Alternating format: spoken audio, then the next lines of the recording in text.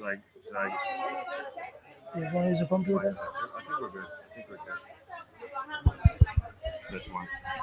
Mic check, mic check. Can everybody hear me now?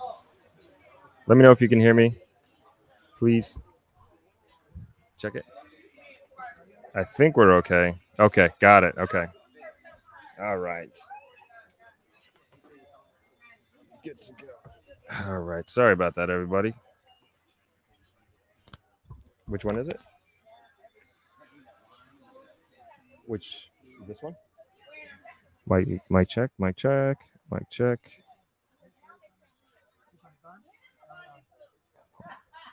Hold on. I think it's this one. Yeah. Okay, we're good. Okay. All right. Sorry about that. I think we're okay now.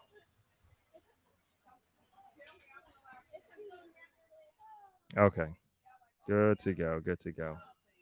Crisis avoided. So I guess you didn't. Nobody heard anything I was saying the whole time. Okay. Thank you, everybody, for letting me know you can hear me. And what was I asking? Oh, I was just giving an update on the weekend festivities here at Travelers, which we had a busy one. We have a wedding party. We had a wedding party here from Chicago area, and they are actually repeaters, and I mean, the kids have basically grown up here for the most part. We've known them since the kids were kids, and now they're pretty much adults now. And we're fortunate enough throughout media, we were fortunate enough to be the company that documented the whole thing, the photos and pictures, and they came out really, really well, really, really well. So excited to share that with them and put the wedding video together and everything like that. But the team did fantastic, and really, really proud of them, and proud of what we accomplished with the wedding. But of course, please continue to let me know where you're chiming in from here on this Sunday live. Try to do this every Sunday here on the beach here at Travelers, and that is the Negril Beach, of course. And of course, as promised, we are doing a walkthrough of Travelers. This is what you wanted, so we'll be sure to do a walk of the property at some point. So we're just gonna go through our agenda here. I actually have an article that I want to share, but we will get into very shortly on real estate investing and on real estate investment, I should say. And I did put out another video yesterday it was on the same property, 20 South, but it was more of a podcast style interview.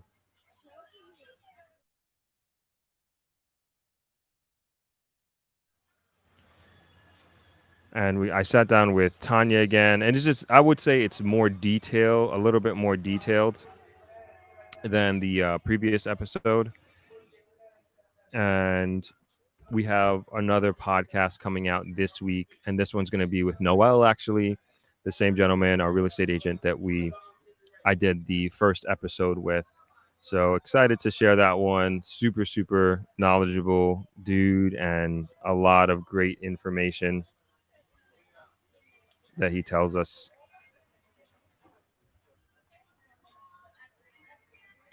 Let's hop into the comments. Canada in the house. New York chiming in.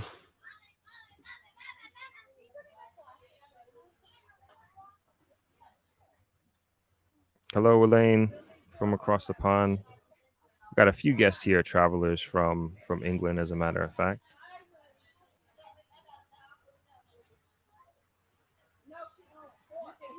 Donna Bryce, thank you very much. Thank you. Star Love, it's just I saw it. Good job, but I want to move to Negril.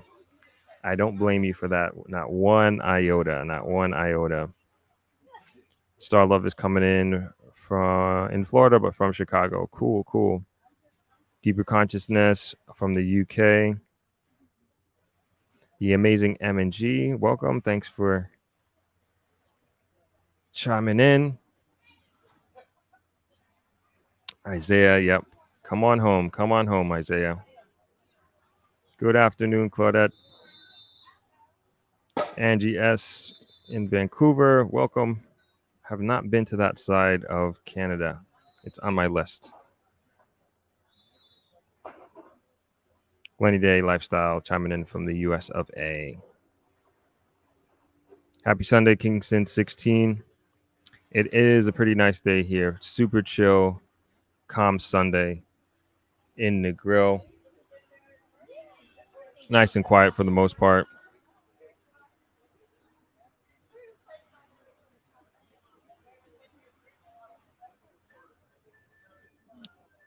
Mississauga, Canada. I've been to Mississauga before. Good running over there. Ms. Jones, welcome. Glenny Day says she purchased a spot in White House, not far from Lovely Grill. Very nice. Very, very nice. Is it the new developments that they have going on there? I forget what it's called, but those very nice villas. Is that it, or is it somewhere else? Can't really go wrong with White House. It's pretty beautiful over there. Where exactly is 20 South? It's off of Waterloo Road, very close to Devon House. I don't know Kingston that well, to be honest, Philip, but that's probably the best landmark that I could tell you. Very close to Devon House, off of Waterloo Road. Star Love's waiting for the details on November 4th to 10th. That's actually 10th to 14th for the conference. All right, yes, we are in the final. I know I promised the website today. Still working on it, like last minute details. We don't want to just put something out that is not to the standard that we're looking for, but we're in the final stages. Like, it will be out this week, and you'll be able to book hotel, book for the conference, get an understanding of what the conference is about, the itinerary, everything. So that is coming this week. Again, I know I promised today, but we are diligently working on it, and also planning and coordinating logistics with panelists, different venues, different locations as well. So that is definitely in the works. But thank you for your interest, Starlove. I had some people stop by again this week talking about the conference and wanting to come. So I feel the pressure in a good way. I feel the pressure in a good way, and it's happening. So I'm very, very excited for it. Super, super excited for it. And super excited to meet many of you and help you along your own personal journeys of either moving back here or investing in Jamaica in one way or another. Hey, Gina Palmer chiming in from Columbia, South Carolina. Welcome. Thank you, Andrew. Glenny Day says, no, it's an older villa. Culloden. Okay. I know they have a lot of properties in White House, that has great views of the sea, and some are either even right on the sea. And of course, White House has very good fish. Hey, Mark chiming in from Brampton, Ontario. Got some people popping bottles in the back. This is the wedding party I was telling you about. Camille says 20 South is an apartment off Waterloo Road located on South Avenue near Halfway Tree. The building is so tall you can see it from anywhere once you are nearby Halfway Tree. Thank you for that, Camille.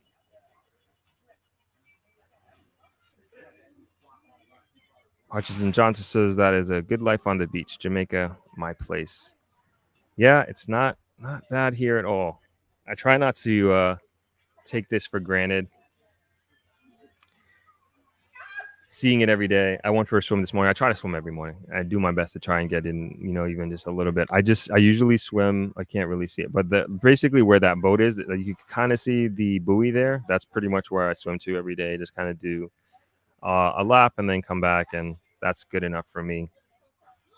But at least I was in there. Nicola says, hello, Throp. I'm looking forward to purchasing a home in Jamaica and St. Anne. Thanks so much for providing all the information I need to move forward. Awesome. You are welcome. Kicking it with Cabri. I'm moving to Jamaica in 3 weeks. It can't come soon. Awesome. Congrats. Would you mind sharing where in Jamaica you're moving to? At least what parish? Just curious to know. But congratulations on your move and coming to Jamaica or coming back to Jamaica.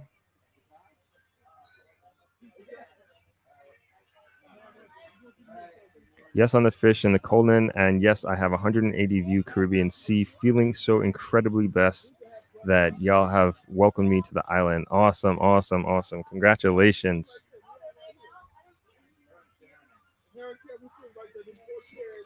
King Nando, what happened to King Spotlight, man? It's King Spotlight 2.0. All right, now I know. Allison, hello from Ontario, Canada. Welcome.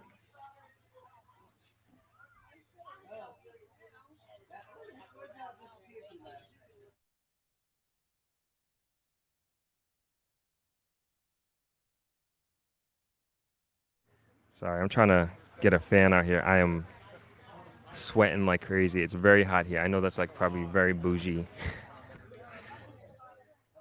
I'm sweating through this shirt like crazy. It's very warm here.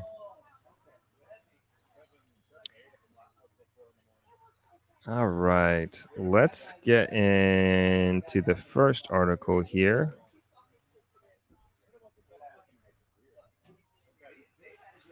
You put it here.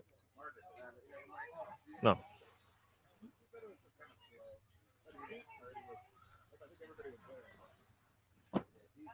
All right, first article. Oh, hold on. Kicking it with Cabri says Kingston, Jamaica, St. Andrew, and Runaway Bay. Awesome. Congratulations, man. Yeah, just turn it to my back. Yeah, there we go. All right, got my fan going here.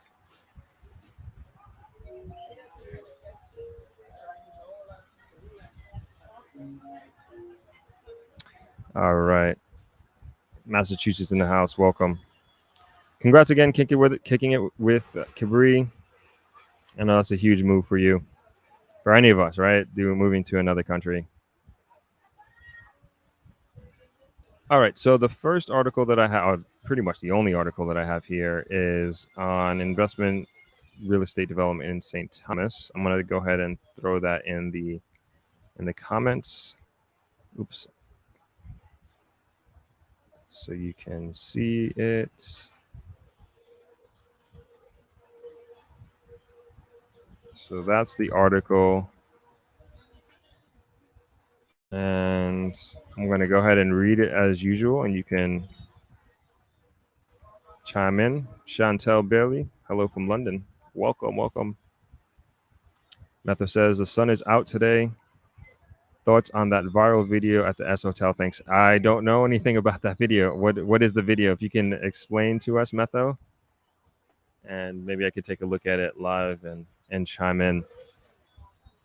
Haven't seen that. I'm not aware of that of what you're referring to, but more than interested in finding out what it is and what's happening. Okay, article. So I got it there in the comments for those who want to read and follow along. If not, I'm more than happy to read it for you all, and we will give you the beach view while I go through this. Okay, the name of the article, title of the article is $22 billion inspired real estate development for St. Thomas. Subtitle, groundbreaking for all-inclusive style Suncoast Beach Club later this year. This article was 2 days ago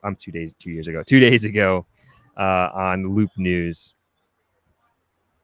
And it reads, with long-awaited winds of real development now poised to flow abundantly along the island's southern-eastern corridor on the back of the Southern Coastal Highway Improvement Project between Harborview and St. Andrew and Port Antonio in Portland, both public and private initiatives are already being numbered among major developments on stream for the evidently new frontier, especially through St. Thomas.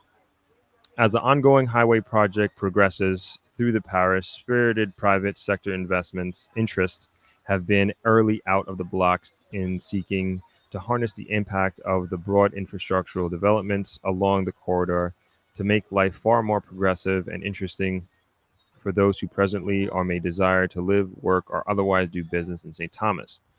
Numbered among the major investments to come on stream in the parish is the resort-inspired ultra-chic Suncoast Beach Club that is to grace 90-acre property in the 12 miles area with almost everything, quote, good life would seem to involve. Conceptualized with the all-inclusive resort standard of tourism fame in mind, the 396-unit development is set to become clearly one of a kind real estate setting on the island in the wider Caribbean region and possibly further afield.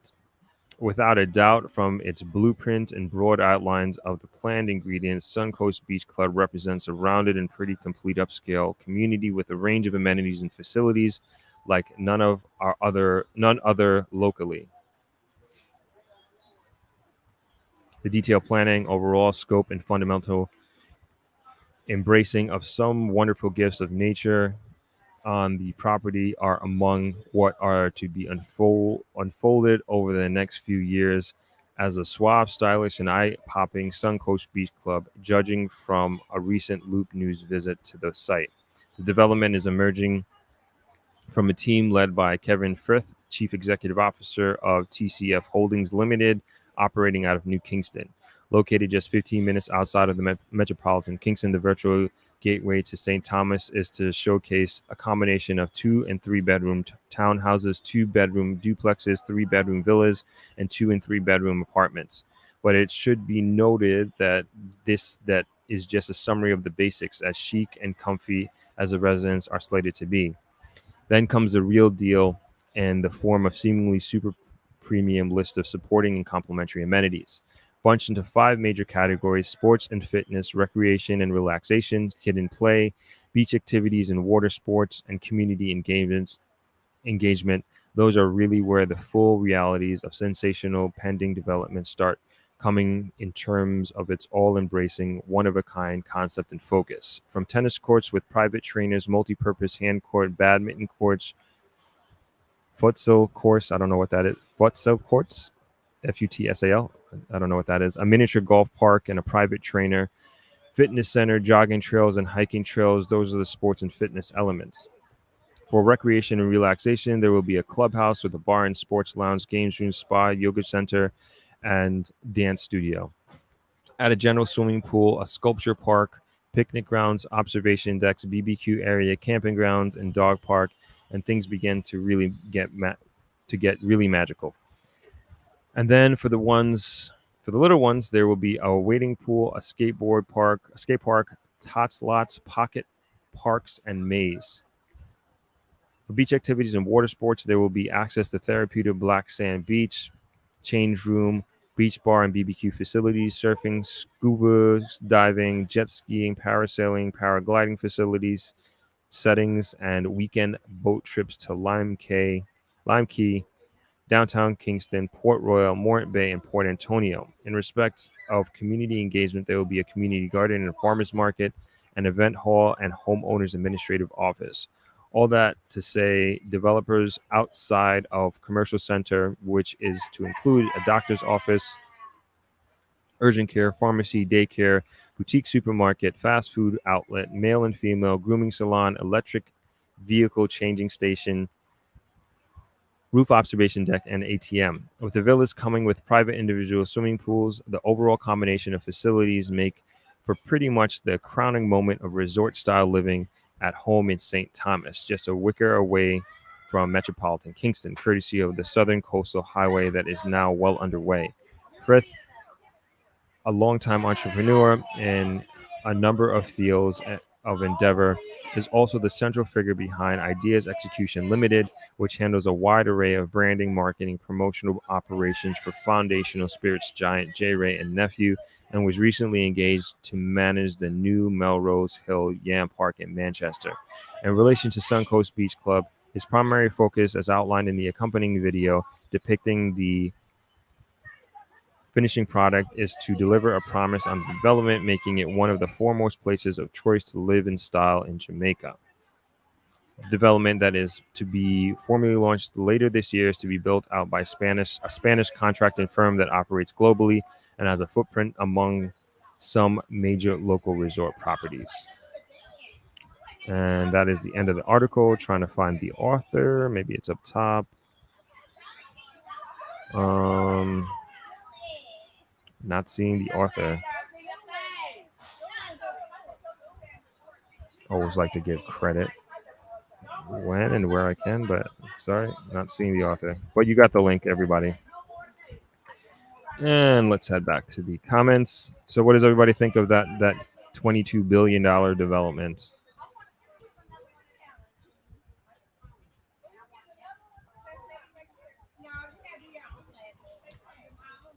If you saw the interview that I did with German Vancy of Sagicor Investments a few months ago, she talked. Well, she's from St. Thomas originally, and she talked about her recommendation for investing there, and this may be one of the reasons why she made that recommendation. And I feel like if you're in finance and you're real estate, you kind of hear the rumblings before the mass public hears about it, and this again could be that. And then of course one of the driving factors as well is the new highway, and the article said that you can get from Kingston to St. Thomas, or at least this location, in 15 minutes, which is crazy. I don't know what the time is now, but that's pretty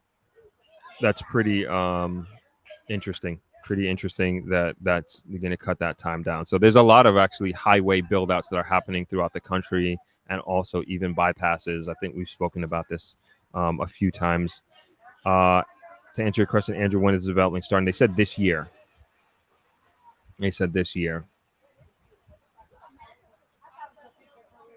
Barry G says futsal is FIFA's official indoor soccer game, which is essentially a scaled down version of outdoor soccer played indoors. Thank you. I didn't know that. I don't really know much about soccer. Appreciate that, Barry G.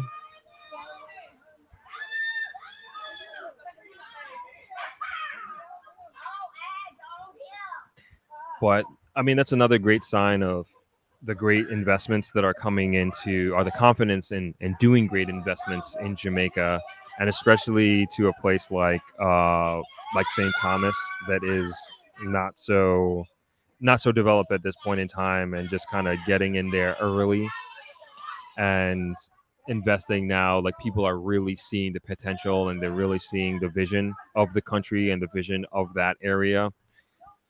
And it's a good time. Like St. Thomas, Port Antonio, Portland, those are really, really great places to invest in early. If you're like trying to get into something early that's maybe a little bit more affordable, that doesn't necessarily have as a mature real estate or tourism market as, say, an Ocho Rios or a Negril or a Montego Bay. Chelsea says St. Thomas is one of those parishes that is going to explode with new developments. Yes, totally agree. I can see that. You can you feel it. You feel it in the air with everything that's going on, for sure.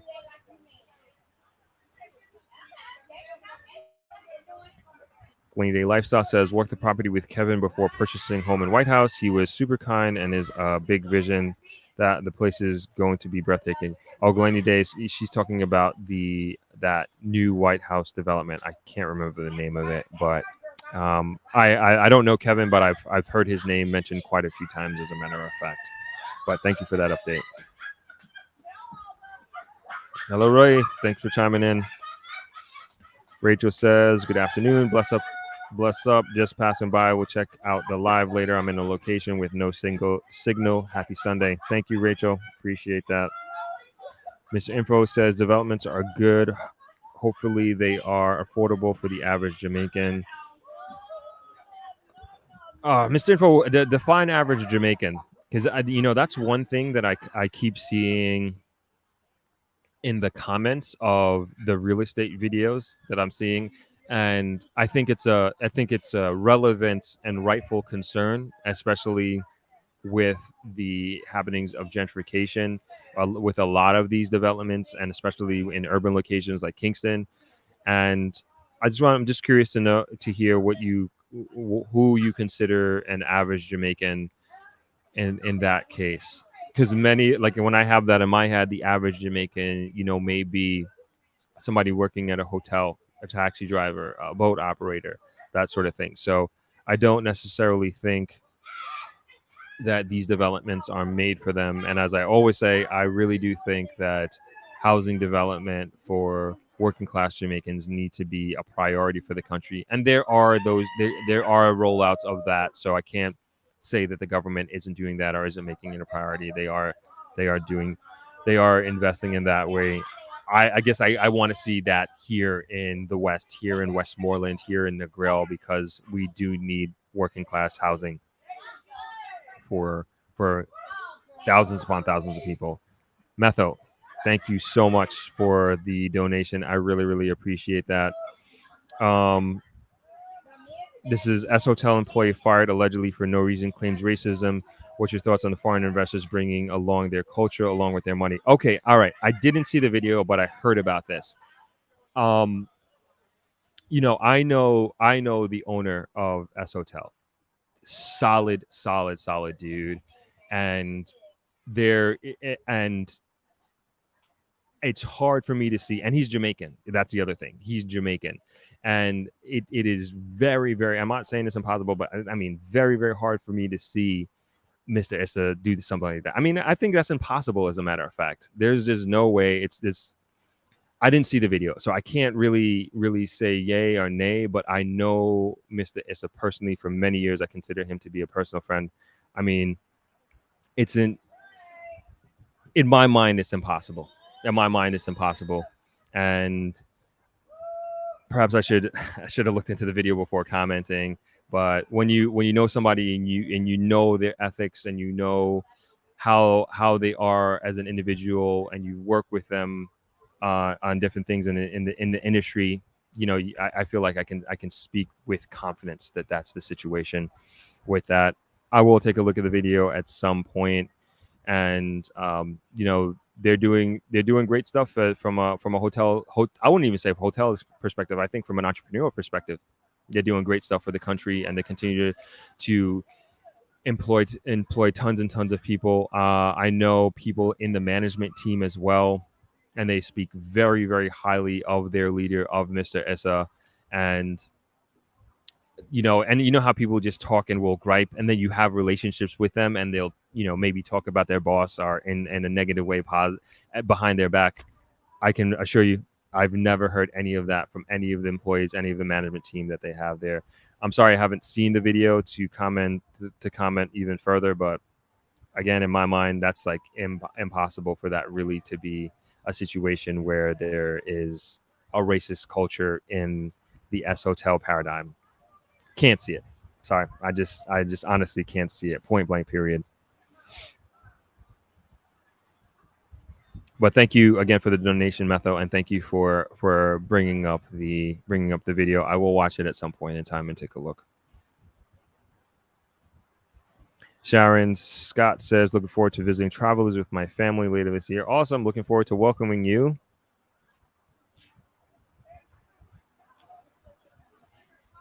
Ray, I encourage all Jamaicans in diaspora to invest in Jamaica before it becomes too expensive for us to do so. I agree. I think that's solid advice. Like now is really the time before things really, really ramp up and turn into, just become unaffordable. Sorry, I just realized that I didn't answer the second part of your question, Metho. What's your thoughts on foreign investors bringing along their culture along with their money? I mean, I haven't really. I'm thinking from a hotelier's perspective, right? So I don't know of any particular hotel establishment that is bringing in, like, say, a Mexican hotelier is bringing in Mexican culture to Jamaica in terms of like everybody's speaking Spanish, and like everything in the hotel is Mexican branded and geared towards Mexico. I think, maybe from a management perspective, I'm sure their style of leadership and perhaps who they put in leadership is different from maybe a Jamaican led or locally led organization. But I don't know of that. Stepping back from that, I do think foreign investment is good for Jamaica. I really do think that is. But what on the caveat to that is I also think that there needs to be a little bit more incentive to make it an even playing field for local or pre-established businesses in Jamaica, because I know there's a lot of incentives to get foreign direct investment, which is understandable. Like you want as a country with these big conglomerates I'm just trying to put my government hat on, so to speak. Like if I'm the leader of a government, like I would want like a multinational company to come in and invest in Jamaica and put their hotel here rather than in a competing island. And you want to incentivize that. They're probably like, hey, us as the hoteliers with billions of dollars, we might go to Mexico or we might come to Jamaica. What do you have for us? What can you offer us? That sort of thing. And so as long as we don't give away the ranch or we don't give away the farm, so to speak, I'm okay with that. And then also, and I know the government has done this, like negotiating like local contractors, like building in terms of like, I know wood, like doing like woodwork and carpentry, that sort of thing, making sure that a percentage of the employees are full time, et cetera, like making sure those stipulations. And so there is an aspect or a certain percentage of the investment that is staying in the country. So that's kind of my short take, off the cuff take on foreign investors coming into the country. I'm actually, hold on one second. I'm going to try to get a guest on this podcast. One moment.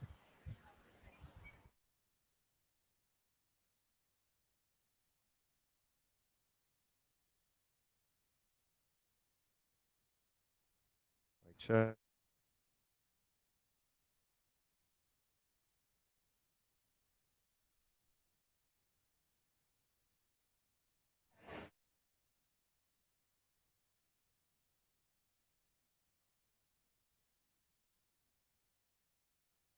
All right. I see everybody's comments. I'm going to pause that because my dad is actually here.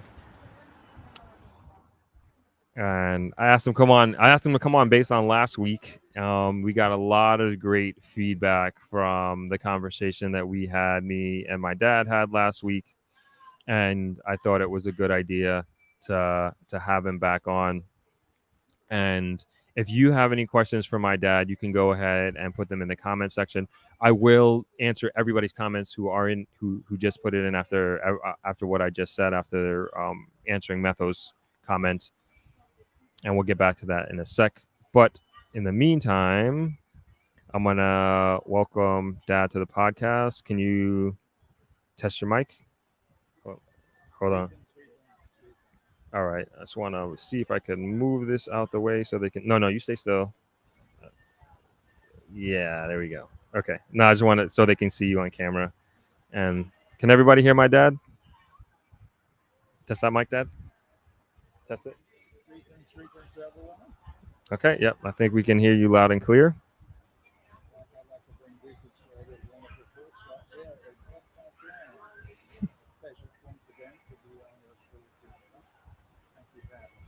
You're welcome. Thank you for joining. So we were actually just talking about. So my dad was the one who sent the article, with the St. Thomas development in St. Thomas. This is the article about the St. Thomas development. Yeah. So we were just talking about that. So you read it, right? So what do you think about just like that type of development happening on that side of the island? Okay, hold on. They can't hear you. All right, we're gonna have to do what we did last week. I don't know why I'm gonna move this out the way. Sorry, move your hand. Okay. Sorry. Okay. So my dad we're gonna use the one mic as we did last week. Yeah, we got to figure this out. And I'm gonna pass the mic over to him, and he's just gonna say his comments. One sec. Yeah, as I was saying, the development. Yeah, as I was saying, the development in St. Thomas. I think in many ways it's a wonderful idea. That side of the island is certainly not as developed as this side, and of course, creating jobs for the locals is one of the most important things for me. To know that we have such a high end facility in that side of the island, I think is a great move. All right, hope everybody's hearing us at this point. Um, I guess with that development, do you think so? It's a what would I say? It's a residential. They're saying no sec. Can you hear me, Ali? Can you hear me? Hold on one sec. We're just testing the sound. One sec. Mic check. Mic check. It says it's going through. Let me know if you can hear me. We're seeing it coming on our end. Yeah. Okay. All good now. Gotcha. Okay. So we got you got you have that big development happening there, which is a residential development happening on high end residential luxury development that's happening on the other side of the island. And you know that we have one that's happening in Little Bay. You know about that one, and then you know about the one that's happening in South Negril, New Negril, in Green Island, basically. Yeah, yeah. So, what do you think about those two developments happening here in the West? Well, again, my take on it is as long as it doesn't affect the environment, which I'm an environment specialist in terms of not wanting uh, to spoil our environment, and the idea that it creates job, yes, yes, yes, yes, yes. But one of the things is that I'd like to know and see happen is that the jobs that it creates, that the workers get a permanent education of how to do their work here in Jamaica rather than having each time to go for foreigners to come in and do the work. So that's my take on it. I'd love to see that happen.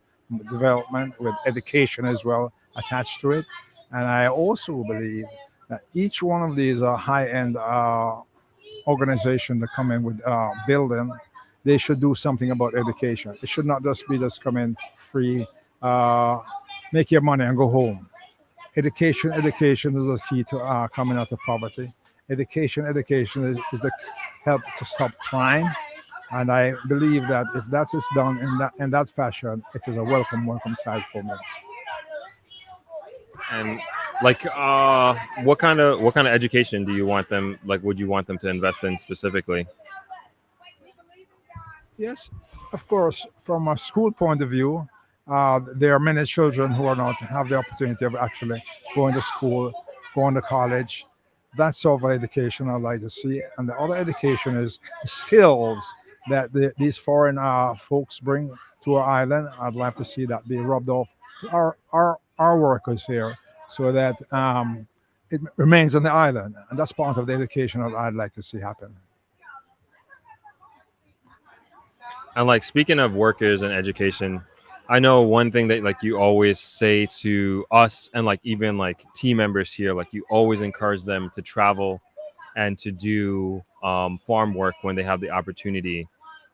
Why do you say that? Yes, like I said, anything to give you exposure, because a lot of the criminal situation that's happening here in Jamaica is because of a lack of exposure. It's by traveling you get exposed. By traveling you learn different things. One of the things that has allowed me to succeed in life is the amount of travel that I was very privileged to have done, such as being a travel agent and traveling to over 100 countries. The wealth of that knowledge that I've gained is money can't buy it. And I would love to wish for myself the same thing for others, just like I wish for you, and just like I've taken you, your brothers, on many, many trips. I think I've taken at least 3 or 5 cruises, which stops at different islands. And you and I are together, has traveled Europe. We drove across Europe together. And that knowledge that we have gained there is Just words can't say. Money just cannot buy. And education is the key.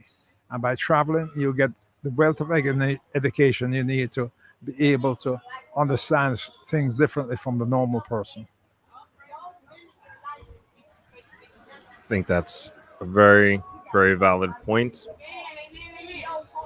And I mean, we're mostly talking about like today, we're going to do a tour of travelers in a little bit.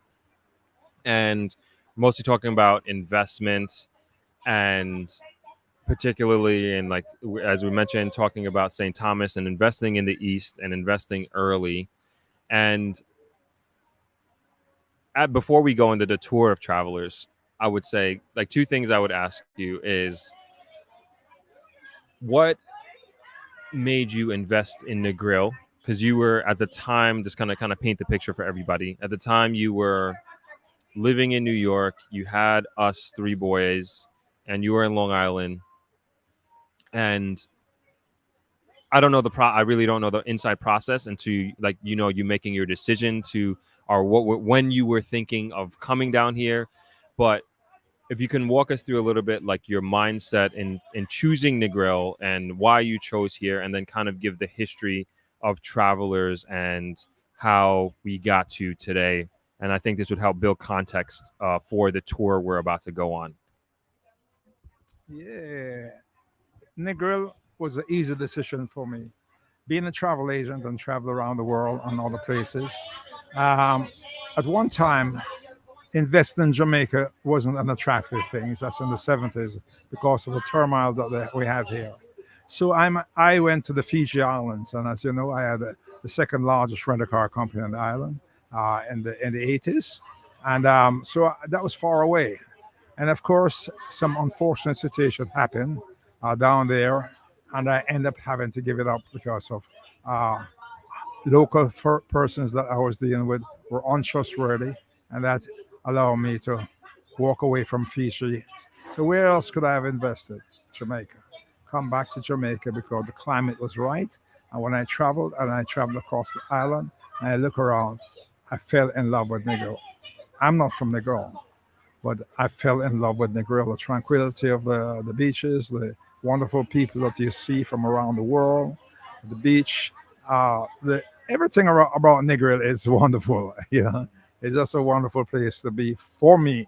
Again, based on my experience of traveling other places and coming back to Jamaica to be able to create this little bit of paradise that we share as a family. And I tell you before, no winner better than yard. So again, Jamaica, because I've traveled and the very few things I see that we don't have here in Jamaica that can make a wonderful life for others. And then can you go through the purchasing process,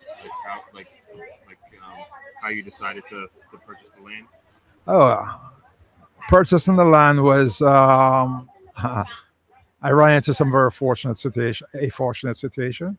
At that time, when I came here to purchase the land, uh, the U.S. dollar compared to the Jamaica dollar was like 6 to 1, and the person I was purchasing the land from wanted his money in Jamaica, but it took approximately 9 months to a year to complete the transaction of all the due diligence and the paperwork to complete it. So I had approximately 9 months to a year to come up with a balance of the money. Of course, I made a deposit. And what happened during that period of time, by the time we were ready to close the deal, the dollar has gone up all the way to 18 to 1, 18 Jamaica dollar to 1 from 6 to 1. So when I went back to the owners to pay my money, he didn't want to sell again. I said, "What do you mean? I mean, we have an understanding." He says he doesn't want to sell that land anymore. However, I took him to court, and we went to arbitration. And his lawyer walked in and looked at the papers and looked at him. I think it's a new lawyer for him. And he says to him, "Man, you haven't got a leg to stand on. You signed this agreement. There's nothing I can do to help that situation." So in the long run, I got the place for a song, which was absolutely a wonderful deal for me. And it's just been a lovely ride, a lovely journey from those days. As you know, this property was a jungle at one time. There is nothing here. I cut down around uh, 50 almond trees, 2,000 crab holes, over 100 truckload of more to fill it up because it's very swampy. And then I started off with 3 cabins. And then from 3 to 5, from 5 to 7, then a restaurant. And then I just kept on growing a little by little. Never borrowed a dime from the bank because when I went to the bank for a loan for the hotel, the bank told me at that time was 65% interest rate. I says, what? I says, suppose I lend you my money, what would you pay me? And they says, they give me 40%. I said, all right, I'll lend you my money. And then what I did was I drew off the interest every month and built a hotel from the interest that I made.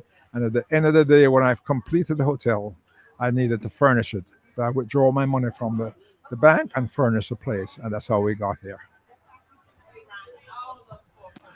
So those those are some pretty crazy interest rates. 60% and 40%. Is there I wonder if there's anywhere in the world you can get 40% from a bank right now. That is highly unlikely. All right. So we got a question here. They're asking about just some challenges that you faced in starting the hotel and running the hotel. Yeah, one of my main challenges to find the right mix in terms of workers, and especially at that time I was going back and forth. I spent the first 5 years being here 1 week out of every month, and the second 5 years when you guys were in school and boarding school, I was able to spend the other 5 years 3 weeks out of every month. But one of the problems I run into is getting good workmen who look after your property when you're away. That does not work well in Jamaica at all. Not even your family here you cannot trust. And I've seen many atrocities happen because families are trusted their brother or sister to look after the land and take care of their business for them, and it does not work. It didn't work very well for me. I could have built the hotel 3 times over from the amount of money I lost from the workers, that between pilferages, between not doing the job properly and making promises that they cannot keep. It was almost a nightmare that way. But however, I was on the ball and I succeeded even under those circumstances. And I know, like, I think, I moved here in '06, and then subsequently Winfield came down, and then after Wingate worked for 2 years, he ended up coming down, and then it was all three of us, and the groundwork, the foundation was laid. And I always say, like, it was very hard, especially like after I finished business school and I came back in 2011. Like, it was all three of us, college educated, moving from New York, having that background, and then like coming down here, and it was crazy. It was still very difficult for us to overcome like the many challenges of running a property in Jamaica. And I always think, like, man, how did you do it? How did you do it by yourself for all those? I mean, I guess at that point it was like almost 18 years, right? Almost 18 years that you ran it before we took over. So that's my question. How'd you do it by yourself? Well, again, because of my worldwide experiences and seeing things happen in different countries, that experience itself, that street experience that I have, that allows me to think differently from the average person who have not traveled. For instance, there's one particular a shop up front right now is where the offices are. An Indian guy came to me and says, you need a gift shop on here. So I said, I don't have a gift shop. I said, I tell you what, you see this little spot here? You build the gift shop and don't pay me for rent for 1 year, and then the shop is yours. And of course, he built a gift shop exactly where I wanted it to be. And after a year, I start getting $1,000 per month. So I did that. And another Indian came to me at a later date about the shop where the dive shop is. I say, you should have a dive shop. You should have this here and so forth. So I tell you what, you build it, and don't pay me rent for a year, and then we're in business. So those are two experiences I use, thinking out the box, because I'm a person who thinks outside the box at all time. I see things that the average person don't see.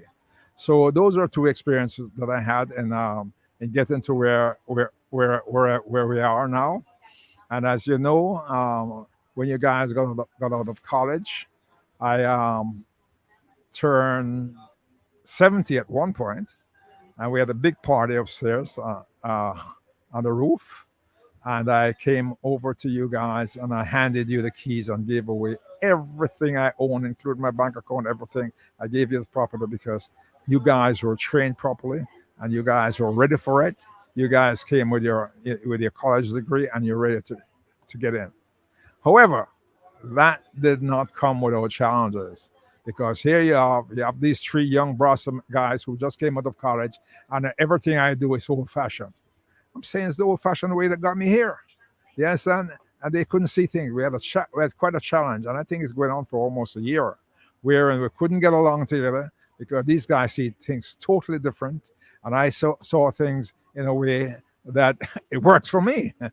And so we had our challenges. But however, like I said to you, when I turned 70, which is what the Bible promised you, after that, I think you're in overtime.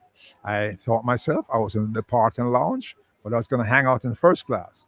So it was easy for me to give away everything because my next stop, they don't use money there. So it was a wonderful pleasure to do that. And I must say to you that you guys have not let me down. You guys have done a wonderful job in upkeep of the hotel and branding the hotel the way it is. And I told you that you done it in a way in which I might not have been able to do that myself. However, like I said, the foundation was made, and you guys came in here and made me so very, very happy with your achievement, your accomplishment. And like I said to you, one of the things I always say, I never leave God out of it. Always believe in it. I brought you guys up in the Sunday school and church, and I always say to you, do not leave God out of your mix. So I prayed a lot. That also helped me. I prayed a lot on the things I'm doing. And here I am, a successful person, being able to hand over the hotel and everything to you guys with no regrets whatsoever. Awesome. Thank you. I mean, a lot of value in what you said, and it's true. Like we had, like kind of going back to the transition phase. So this is 2011, and just for everybody, like after I finished business school, like my dad said, like literally handed over the keys to the city to us, and that was a very, very challenging year for us. Like literally, me and my three brothers versus my dad. Like that's what it was, and we never meant for it to be that way, and I don't think any of us really foresaw that happening as a result of the succession from one generation to another. But it was very, very real. It was very, very intense, and almost like, man, is our relationship going to heal from this? Are we going to come back from this? I mean, to the point we weren't even on speaking terms for quite a bit, and it was just, communication is a heck of a thing, and the importance of that cannot be overstated, and also understanding the other party, even both on both sides from an emotional standpoint. And that's like one of the challenges of just being in a family business, is that there is a lot more there than in, say, a corporate environment, and that's something that I always like in terms of giving advice of working in a family business. Working with siblings, that's a whole nother kettle of fish, let alone, doing succession from the parents to the children. But definitely a lot of lessons learned. And I think at the end of the day, it made our relationship stronger. It made our bond stronger as fathers and sons, and definitely as, even amongst brothers, I would say. And this is one of those things that I guess that was just destined for us to go through as a family. And we came out stronger on the other side of it. And you were talking, oh man, you made so many good points. Where should I go? You were talking about somebody had asked, how did you overcome your fears of starting the business, of fear of failure, fear of not making it? and I'm sure you've had many people who were doubting you and thought you were crazy for doing what you were doing. And so if you can give us a little insight into your mindset and the mental strength that it took to overcome all those situations. Well, first of all, I never have any fear. I've been to so many different businesses in my lifetime, and the first couple of ones I did, I failed. And I says, never again, never again. So I learned my lessons. And I remember when I first started out, we tried out at a shop that three of us were supposed to do, three friends, putting a body shop together, and found out that these were the two biggest crooks I had to deal with. So I found that out at the early age not to do that. I remember another situation again. My cousin and I were supposed to do a big dance in Brooklyn, and my idea was selling tickets for that dance and ahead of time. No, he has great ideas. We know everybody. We have our friends here. And let me tell you what happened on that particular night. Lucky thing, we got our drinks and consignment. We got a sound man there. They had the biggest snowstorm ever. 68, I think. Yeah, 68. One of the biggest snowstorms. And I was working in New Jersey at the Ford's Motor Company. And I sold all my tickets ahead of time. And when I came over the bridge and came to the party, no one showed up. Not even one person apart from my cousin, his girlfriend, and myself in there. And guess what? The sound man said he wants his money. The owner of the place said he wants his money. Unfortunately, we took the drink and consignment. We could have gotten it back. And when we counted out that night, we were to the penny. Everyone got paid. Nobody left, without getting what they deserve. And these are lessons that you learned along the way. So in approaching any business, I said to myself, I can approach any business. I can run anything. And that's my mindset. You give me Jamaica, I'll run it. You understand? Just the kind of a boldness I have in my heart and how I see things from a different perspective. No fear whatsoever. Because one of my business partners one time told me, you don't have to have all the answers. Yes, and answers will come. And with that in mind, when I go and approach anything, I don't have all the answers. I never look. You guys had to get all the P's and Q's and everything on that before you make a move. I don't operate that way. I make the move, and as the challenges come around, I deal with them. And that's what happened with me and building this hotel. As the challenges came in, I was able to deal with them because of my mindset. And one of the things I must say to you that would have made our transition a lot easier could I have gotten you guys to listen to me. Remember, every summer that you get off from college, I would ask you guys to go and work with one of my friends in their factory or their thing.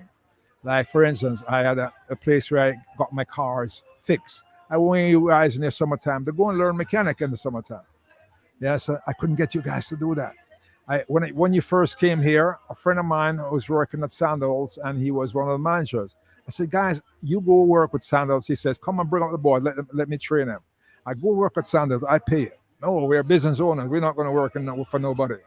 That was one of the biggest stumbling blocks, I'll tell you.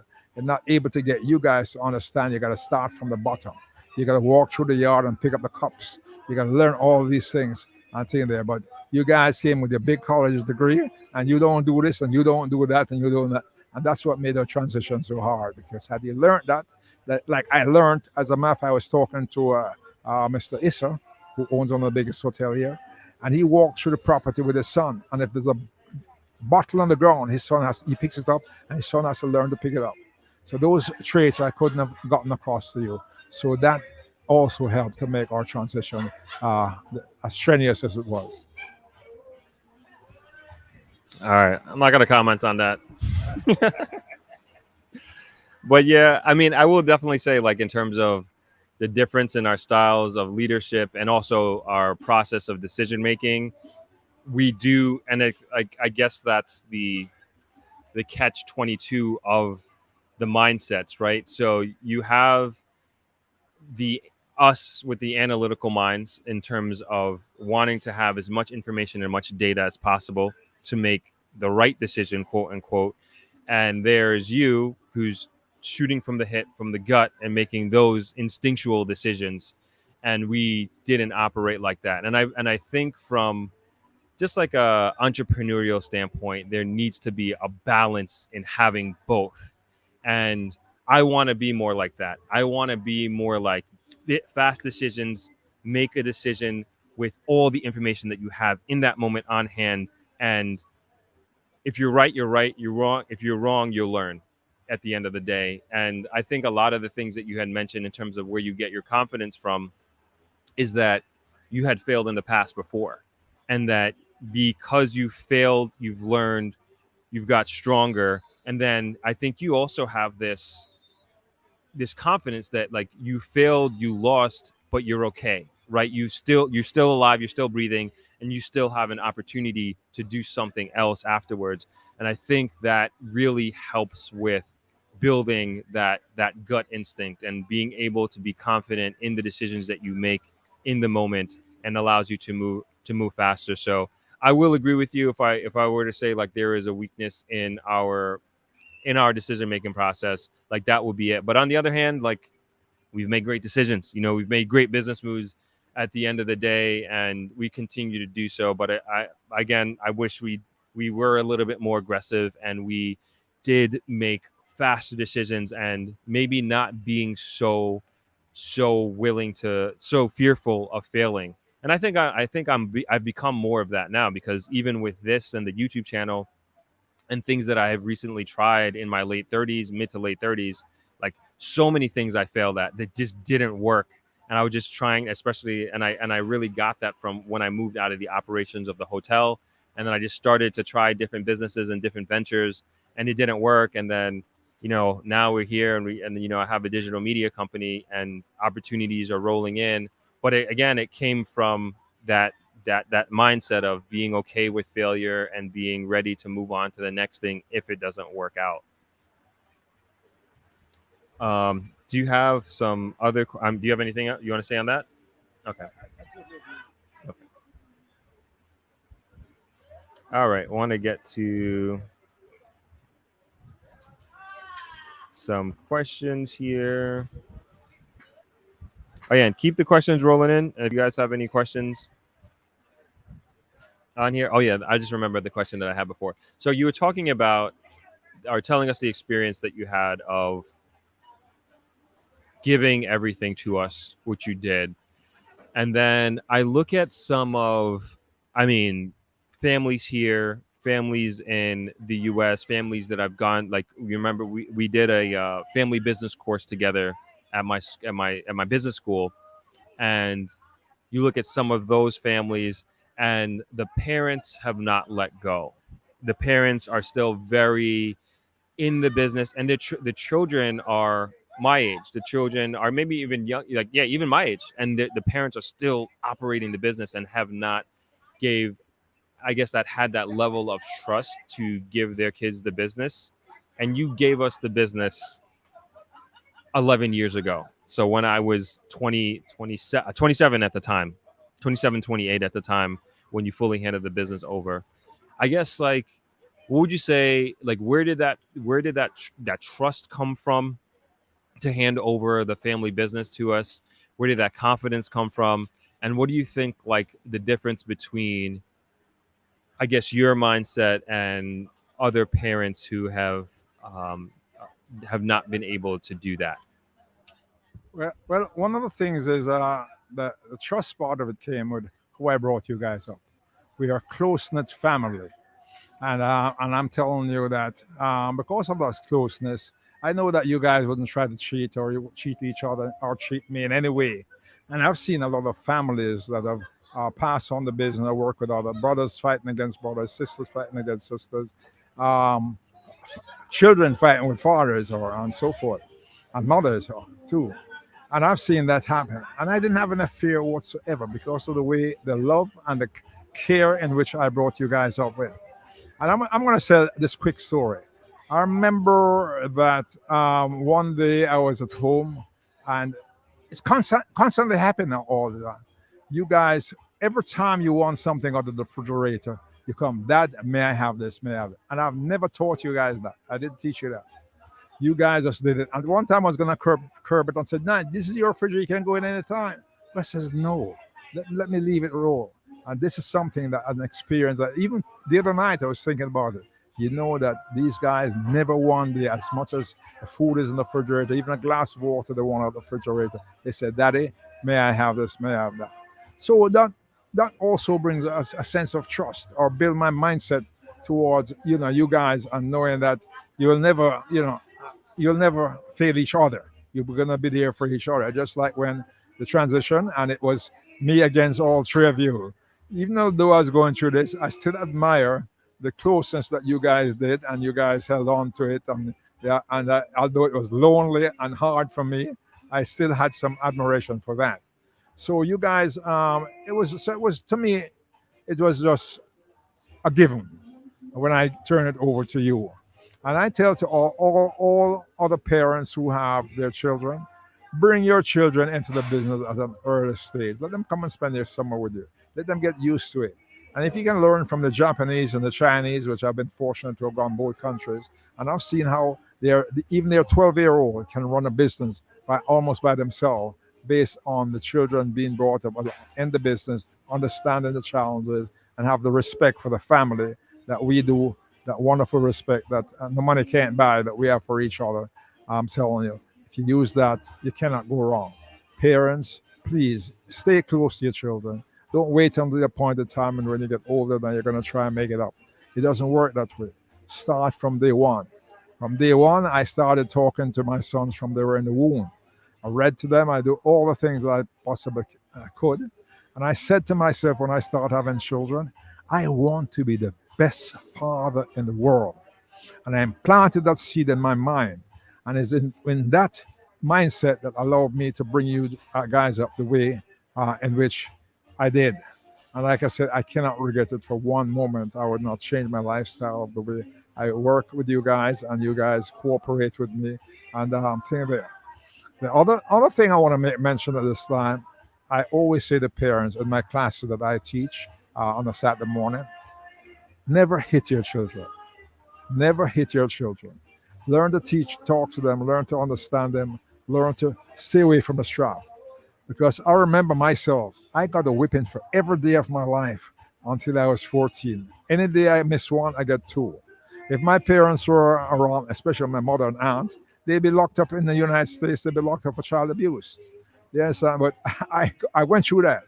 And I'm saying to you, and I said again as a child growing up, I will never hit my children because I know what beating like. And after a while, you get used to the whipping and that situation. So I encourage parents, talk to your children.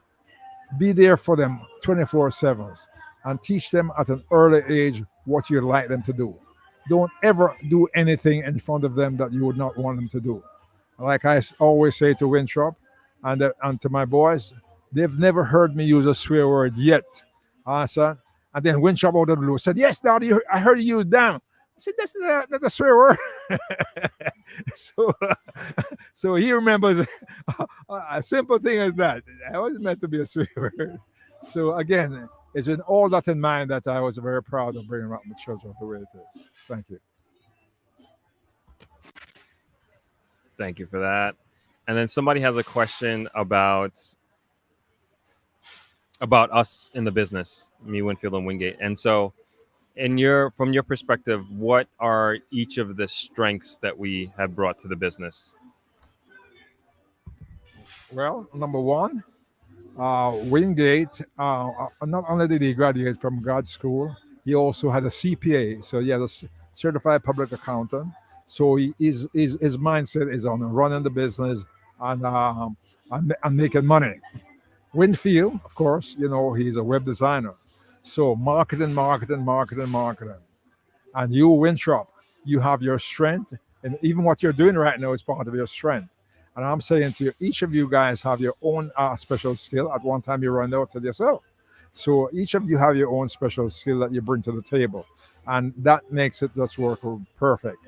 So again, I congratulate all three of you for the diverseness of your of what your knowledge in running this business.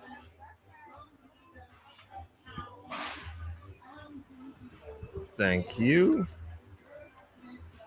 Can you speak more to like the like as opposed to our our educational backgrounds, but more so like our traits that we bring. Well, one of the things that and most of it I'd say rubs off from the way you guys were brought up, your congeniality, I would say, your respect for others. This makes a great difference, and of course, respect the things that I do in my education program and my charity. You guys are there, and that mindset, um, our guest picks up on it, and so all of this type of a mindset is what makes that part of it works, because you guys have had that open experience and traveling around the world with me on many occasions. So you bring all that to the table. So that is the strong point of you guys working together, understanding the things that the average person would not normally understand. Yep, I think that's fair. And getting a lot of great comments here, Dad. Um, Isaiah says, "You are so lucky to have a great dad." Um, says this is a great father. Very inspirational.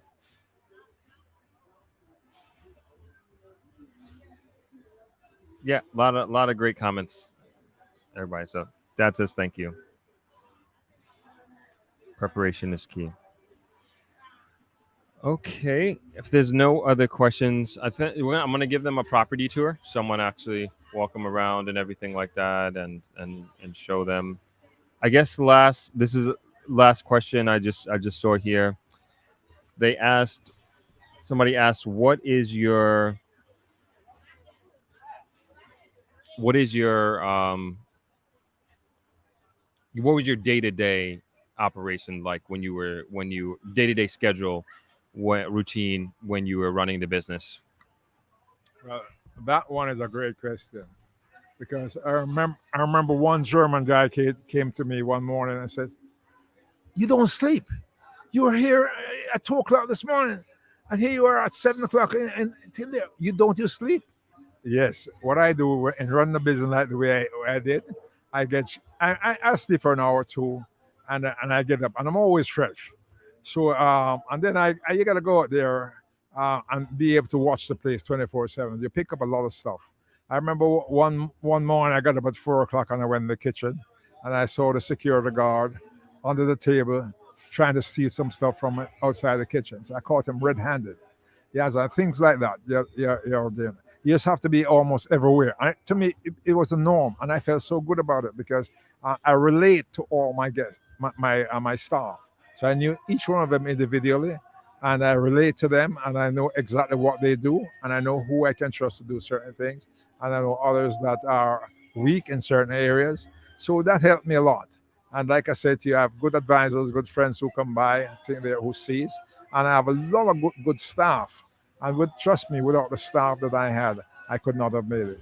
They made it a lot easier for me. I had some wonderful, wonderful staff. Awesome. Donna says that you are ahead of your time as a parent. Okay, I think we're gonna wrap this up. Let Dad enjoy his Sunday. Anything else you want to add? Thank you all for being aboard and listening to my foolishness I'm talking about. But it was really a wonderful experience, and it's my pleasure to be here. So greetings and all the best to each and every one of you. Thank you, Dad. All right. Hope everybody enjoyed that. You can hang out there if you want. You don't got to leave. You can stay. Yeah. Thank you, everybody.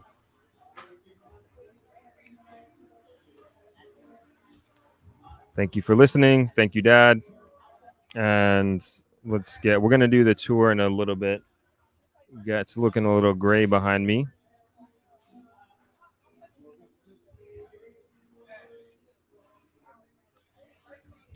And I know I got some comments to go back up to, which I'll get to in a second. Janet says, "Hi, Throp. You had mentioned last week Traveler is going to be renovated. Are you going to make some some rooms with the kitchenette. Yes, we are doing that, the bungalows as well. So we will we're still working that out, we're in the design phase, so going through it. Very excited to share that with everybody. Funkbringer, thanks for another great stream, Throp. Can't wait for the tour. You are welcome. All right, let's see if we can scroll back up. I know we had a few comments before my dad came on. All right, so we're gonna scrub through this quickly. Not to rush through your comments, but I do want to get to the tour as promised.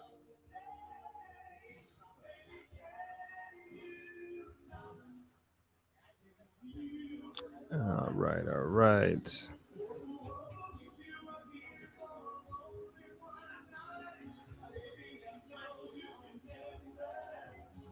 All right, just going to go through some comments here. Mr. Info, someone who could afford this is kind of, I'm assuming, getting back to the real estate here. I know it's way up and out of context probably, but someone who could afford $250,000. I don't believe many people in Jamaica are making $2,000 or $4,000 to afford a mortgage that price. Okay, so this Mr. Info had put on before his concerns about the average Jamaican being able to afford some of the housing developments that I put there, specifically at the 20 South development. And I was asking him what he considered the average Jamaican. So you're absolutely right. I think we were spot on with that. And this is definitely not for the average Jamaican. And I see some comments above talking about the housing trusts, NHT creating opportunities for housing for working class Jamaicans, which I think is the way things are going to, because there needs to be a lot more affordable housing for the average Jamaican, as mentioned. Don Moore says, hello, Throp. I can't wait to return to Travelers in November. I'm bringing a friend that has never been to Jamaica. I can't wait to return home. Awesome. Looking forward to welcoming you, man. Lily B in Atlanta, thanks for joining. This is true. Errol brings up a good point. Jamaicans overseas needs to know they can pay into housing trust. That's right. Safi Anderson says, hey, do you think a recession in the U.S. will affect Jamaica real estate? I'm not sure it will have the impact people want, i.e. lower prices. We are an island people and flock here to buy affordable housing. Yeah, I don't like here in Jamaica. It's hard for me to see the prices coming down. It's obviously going to become more expensive to borrow money. I think that's inevitable. But to see the prices in the housing market come down, very, very hard for me to see, because the demand continues to be so high. And then the investment that is happening continues to happen here in Jamaica. I don't see that letting up for quite some time. I mean, we just talked about a $22 billion investment that's happening in St. Thomas, which is very underdeveloped. So that's kind of like, when I look at these data points, I'm like, I'm happy I'm in Jamaica. I'll say that. Synthwave, thanks for hopping on.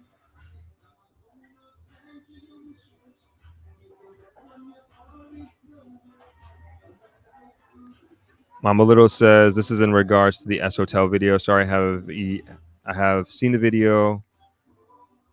You need to see it yourself before comments. From Barbara Little, Melbourne, Florida. Okay, no, fair enough. I said I probably need to. I do probably need to see it. Okay, I think we caught up on all the earlier comments, and okay, we're back. We're caught up. Tia Jones says, hi, Throp. Any updates on the November conference? Yes. So I said this earlier. I meant to have the website launch today, but we're still making last minute improvements to it, and it will be out this week. I mean, we're at the last straightaway with the website, and you'll be able to book your hotel, pay for the conference. All of that is set up. We're just making just little tweaks. We just want to put out a solid product. One question that I will ask you all, and this is something that we're considering doing. But would you, for those that wouldn't be able to physically come here, would you be interested in a virtual version of the conference?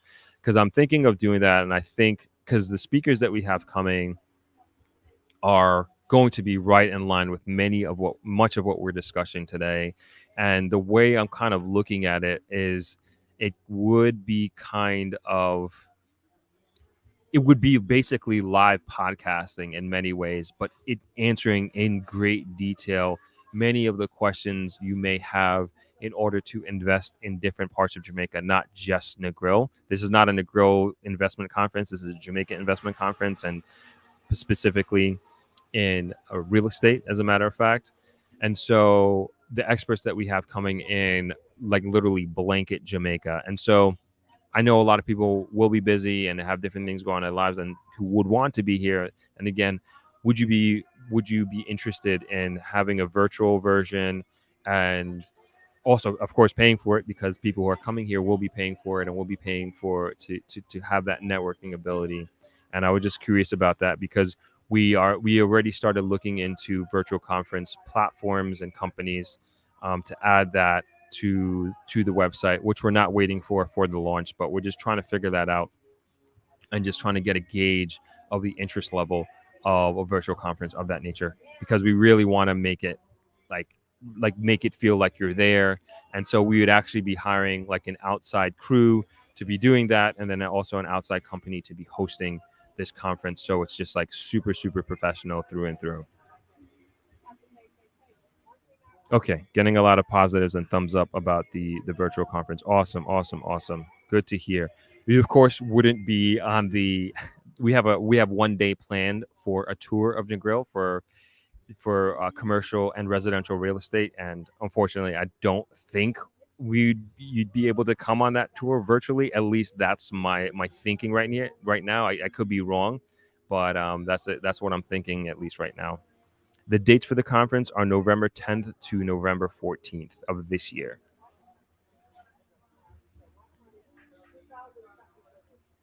Okay, excellent. Thank you. I'm glad to see that so many positive comments about the interest in the virtual aspect of it. Wonderful. And I'm getting your emails. So for those of you who emailed me about the conference, I'm getting them. We'll again, with the launch of the website, the emails, you will be getting the response and the update on the conference and the website this week.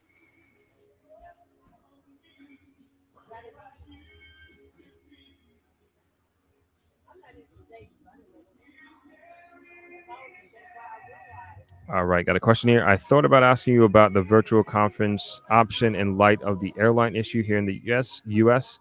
What about a manual / guide post-conference? Like, we're going to have, that's a good idea, but we're going to have a conference booklet. I guess it's different than a manual or guide, but that's kind of a good idea. Maybe that's something that we can create once the conference is complete.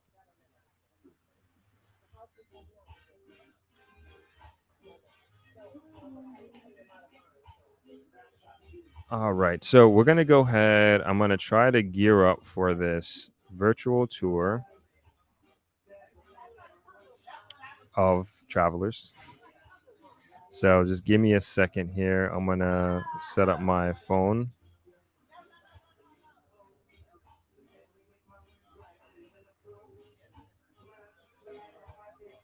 Oh, Jenny's asking what the email is. Here, you could send it here. It's actually a messaging platform on the website, but you can send the email to my email. I'm putting it in the comments. Throp@thropmedia.com. And I'll add you to the list.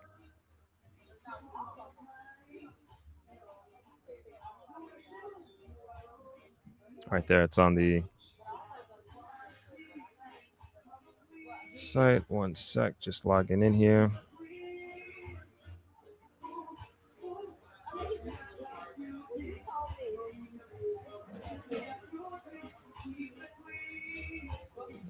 All right, tour coming up. Bear with me, everybody. Just getting my phone set up here.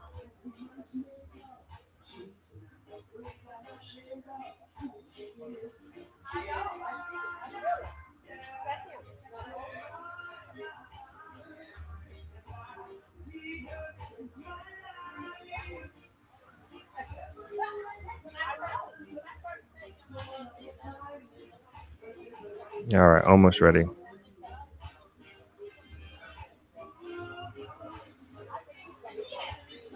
Okay, switching over.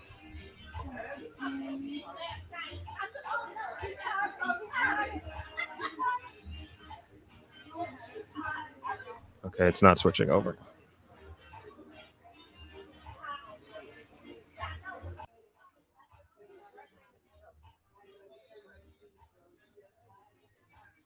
All right.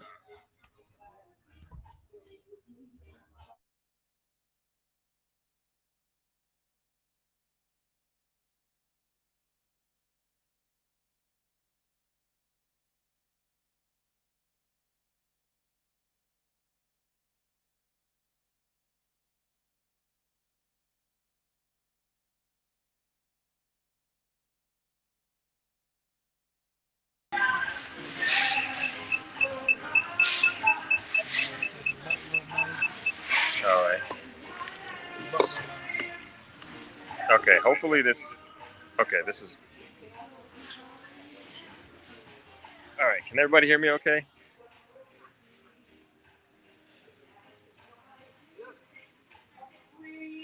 Loud? Okay. It's probably because of this mic. Can you hear this mic? This you can hear me from my phone, right? All right, cool. All right, I can't see the comments here, but here's a tour of Travelers as promised. Let me put on my headphones. I think that.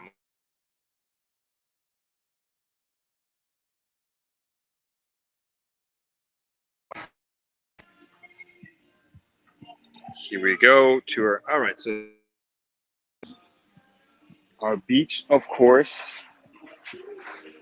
and that's where we normally do the podcast. So this is the restaurant deck that's right on the beach, pretty much. And you can shoot me the comments and I will get to them afterwards. And that is our bar up there. And this is pretty much where we do all of our entertainment. So every night we have some sort of entertainment, and that's the stage that we use and we set up. And our very popular karaoke is here as well. And we will go through the property, and this is our dive shop over here. So if you want to get certified, or if you are certified already, you can do diving with us and go out there if that's something, out in the sea, if that's something that you're interested in. All right, moving along. Let me go very slowly. So this is pretty much the length of the property, and we'll get a better view up there. But inside here is our family room. Oh, there's Shakila. Welcome to my live stream. Say hello. You too, that's right. And so you can come in here, like if you want to do a games night, for those who are interested in Uno, you can do that. We have different board games here, chess over there. Some people use like a day changing room. We have a bathroom, shower there. So if you just kind of wanted to come to the beach for the day and not stay here, this is what's normally where people used to change and take showers. Oh, upstairs is our conference room. We had a wedding there. I don't know what kind of shape this is in, but I'm gonna show y'all anyway.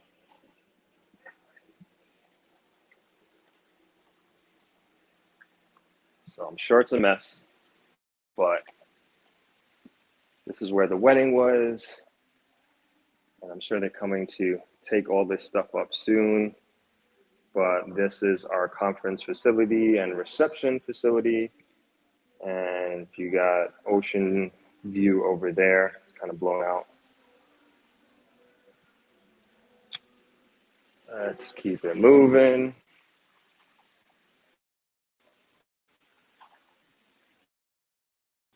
Oh, I guess I should show you up here. This is our roof, but we don't really use it that much. Everybody always says that we should. Oh yeah, they're redoing it. Still working on it. But you get a pretty nice view up here. Maybe we should do a podcast from up here at some point.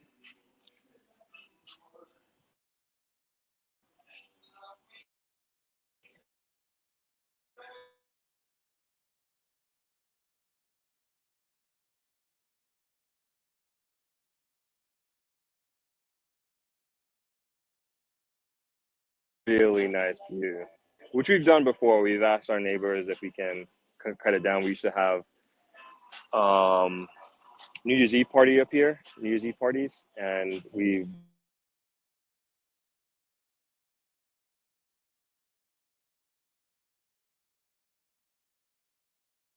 something up here, turn this into something at some point, but right now they're just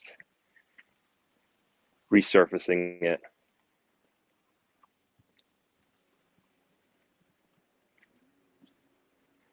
All right, let's keep it moving. And then pretty much the whole property over here.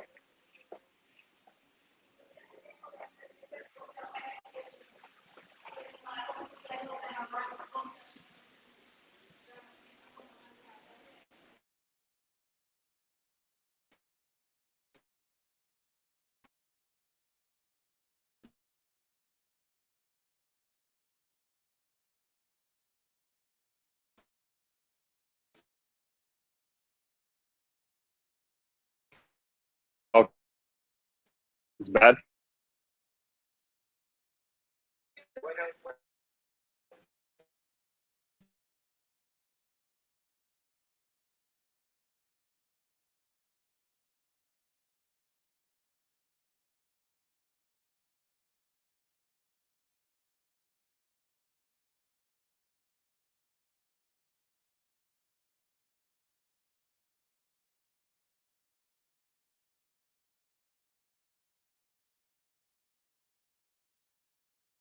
What?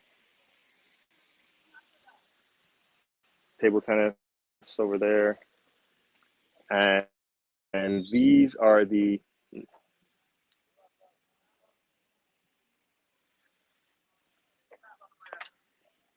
ooh, nothing.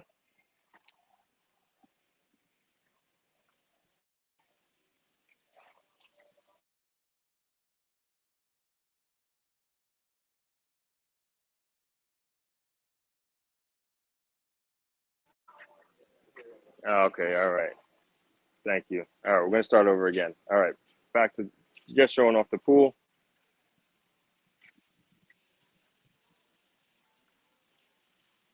I'm gonna go up there in a second. Hello.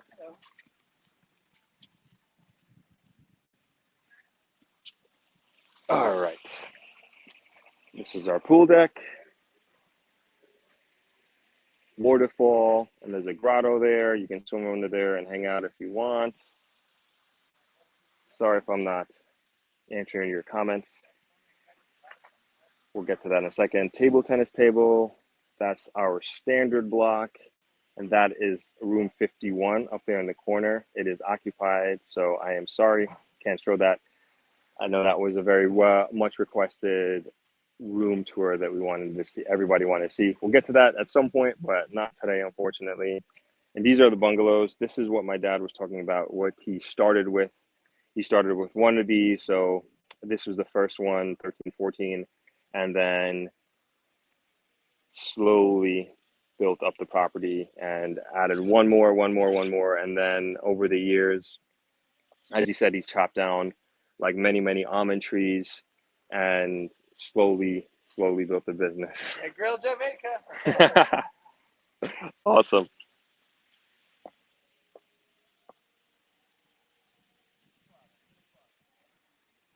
Okay.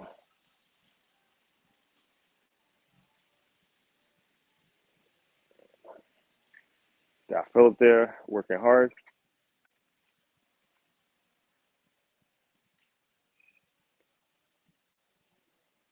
And again, this is our standard block.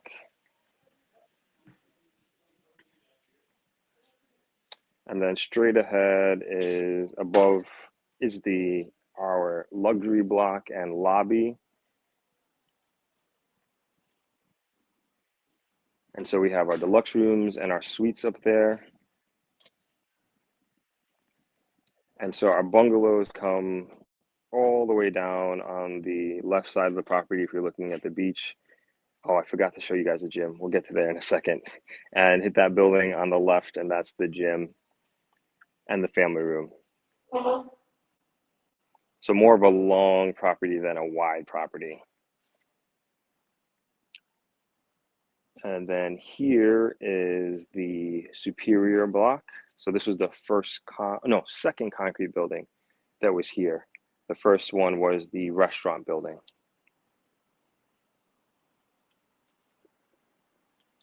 So we have 12 of these Superior rooms. So they're a little bit bigger than the standard rooms. Actually, pretty much a lot bigger actually. And then up here, the deluxe block and suites, those are significantly bigger and have a few more amenities in them. And then here's the lobby.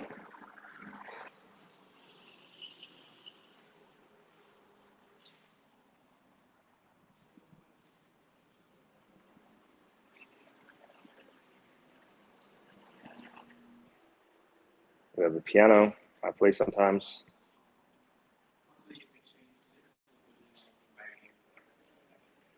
And here is our gift shop.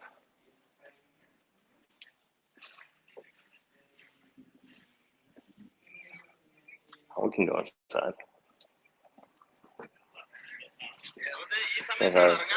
Just showing everybody the gift shop on YouTube.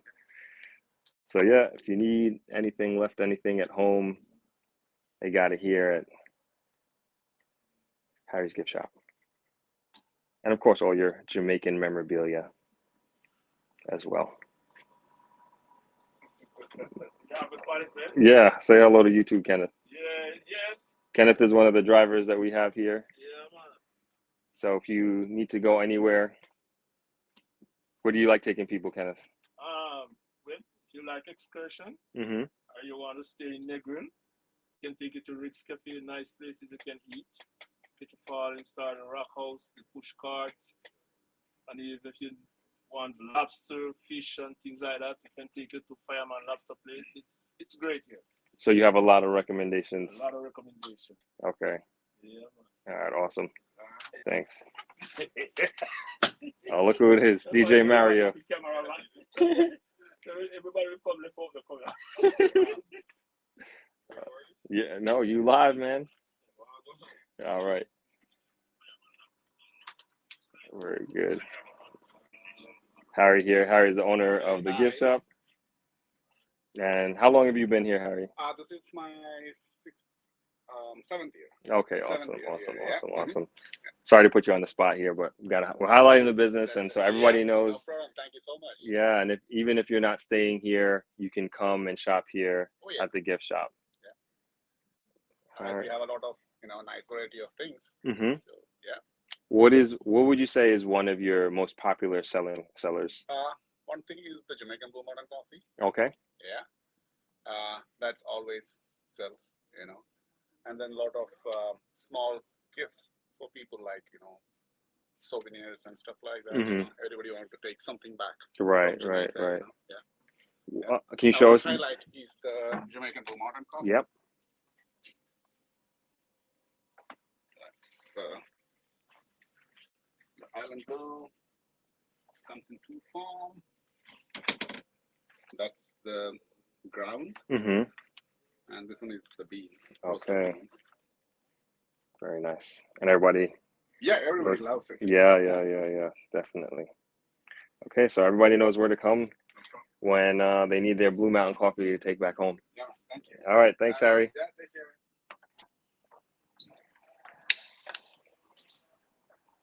There's also like snacks and stuff, like if you get hungry at night or something like that, you can go into the gift shop and grab that as well.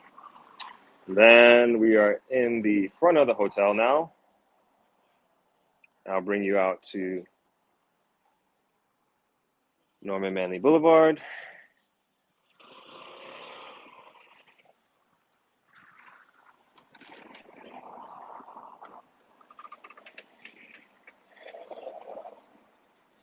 Walk a little slower here.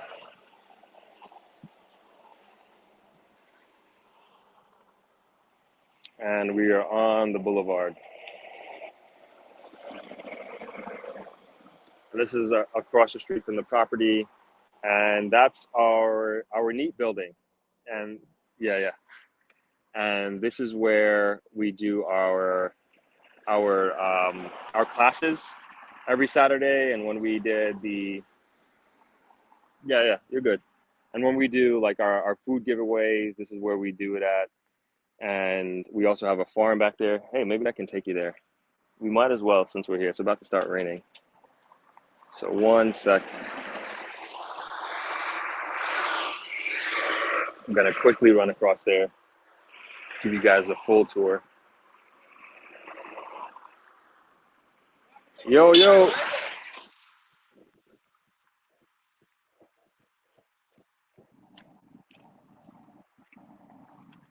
All right, signal seems to be holding up. I hope it is. So this is the building. Sunday, obviously closed. And then back there, we also have a farm. So everything that was planted in the farm back there was planted by students of our program. And it's just part of just teaching the kids from a young age the importance of agriculture, the importance of growing your own. And then on the left, and actually throughout the farm, we have people who have donated money for these coconut trees. And so if you pay $100 US, you can have a coconut tree planted and your name attached to it. And so see, these are some of the people. So Mr. Issa is there. Una Clark is there. My name is here. I'm all the way on the other side. I made my donation, I promise. There's my brother is there. Gail Jackson from Treehouse up the road. Catch a Falling Star. So a lot of community support that we get, a lot of community support. And take you over to the farm. Sorry, this is not stabilized, but work with me here a bit. Gotta fix this fence. It came down.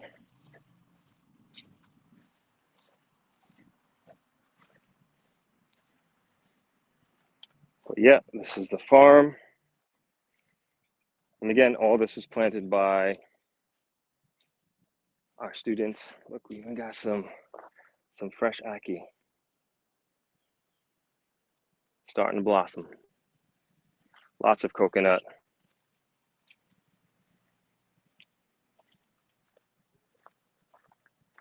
Bananas, nothing on the trees though. And my dad, I didn't even know his was here. And my brother Winfield, he's here. Mine is here, I promise. All right, let's get back across the road.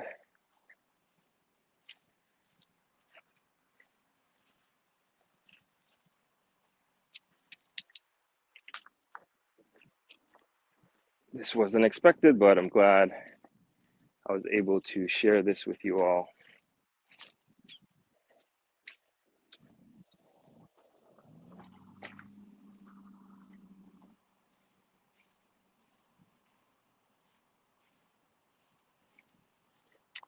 And tons of coconut trees on that side. And again, this is our NEAT building. And during the pandemic, when schools were shut down, it still is a resource center, but essentially turned into a school. And when a lot of students didn't have access to internet, or they didn't have a mobile device or a tablet device, you were able to come here and use it for the day. And we had supervision as well from a teacher that was part of our team to oversee the classroom, essentially the school. And so if a student had trouble with their schoolwork or needed some guidance, they were able to, they had that resource and they had that help necessary at the time.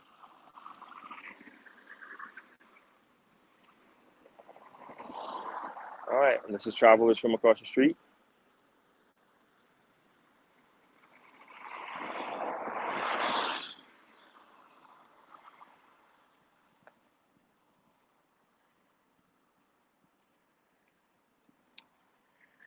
Arm is getting tired.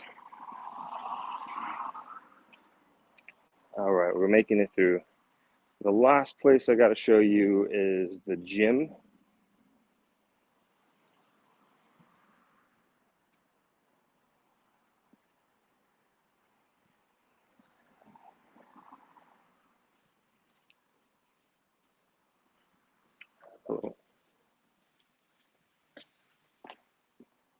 And this is our NEAT office for our nonprofit. So this is where everything is ran from. Nobody's in there. Here in the lobby. So if you're here and you want to stop by and say hello, you can come in and say hello. And yes, we work very closely with the Rotary Club of Negril. My dad is a Rotarian. Next time I can play the piano for you guys. Or should I play now? Oh, I can't see the comments, whether you want me to play or not. Next time.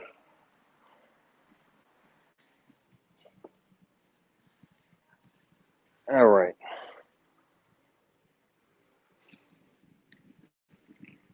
Going back up to the gym to show you that last part. And this is the view from across from the bungalows.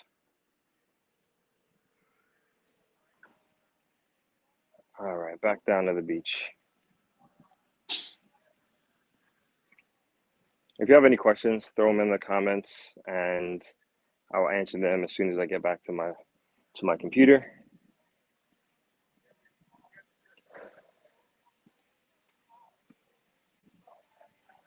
I see them there cleaning up the reception area now. Not the reception area, conference room.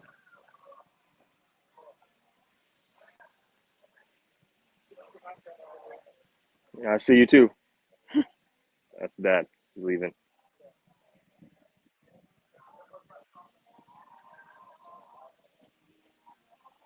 All right, coming up on the gym here. So a gym is 24 hours. So you can come in at any time. We actually redid it right when the pandemic started. Hopefully it's open. It is not. Let's see if you can get a view in there. But that's it pretty much. Got 2 treadmills, elliptical, squat rack, bench press, dumbbells, all the basics, pull-up bar.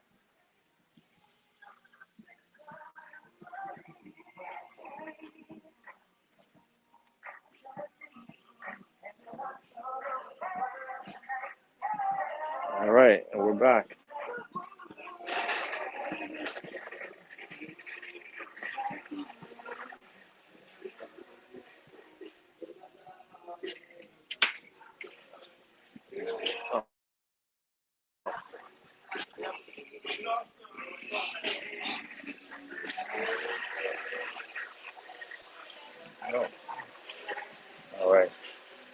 All right, dining room.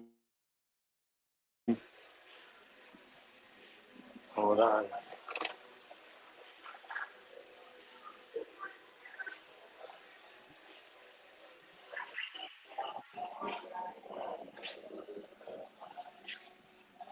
Sorry, switching back here.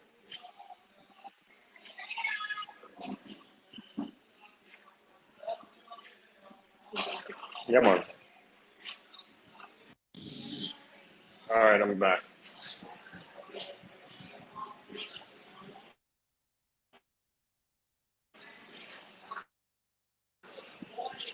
Comments now. Let's hold on, make sure you can hear me. Mic check, can you hear me?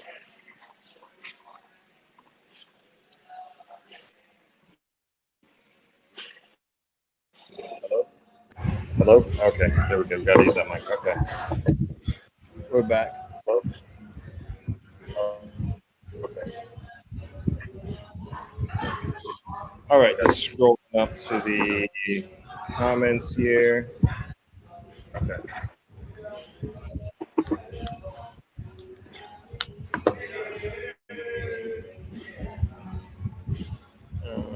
All right. Hope you guys enjoy that.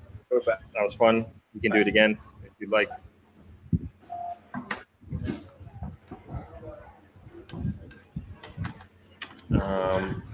Allison McLean says, I have a home at Ocean Point, Lucy, Hanover, and a reliable vehicle if anyone would like to attend. Oh, good to know. Hey, Ingrid.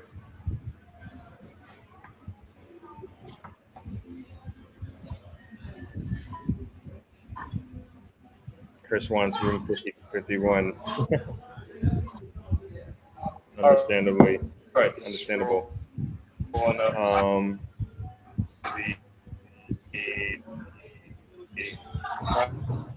Emily asks, "Are these live saved? Any issue with YouTube regarding music background?" Yeah, it might turn into an issue.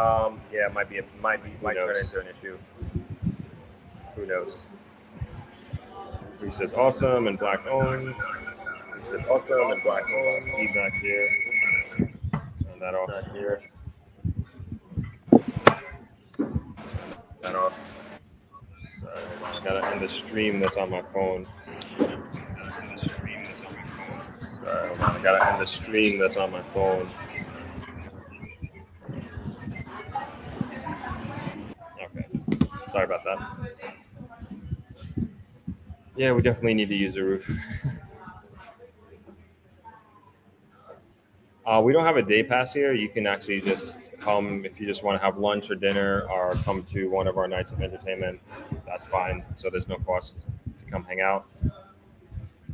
Room 51, sorry I couldn't show it. It was occupied, but we'll get to it at some point. We'll definitely get to it at some point.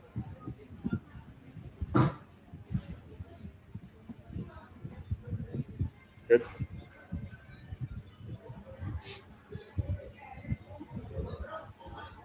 All right, good. Camera's back up.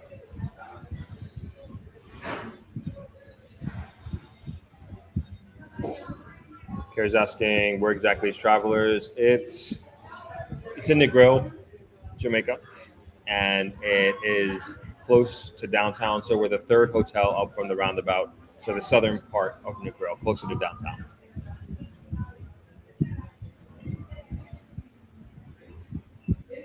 Thank you. What type of classes do you offer on Saturdays? Oh, I'm like, what? We're talking about? Oh, talking about the kids. We have our tablet program for the kids of our nonprofit organization. So it's a 6 to 8 week program. Hope the fan isn't too loud for you guys.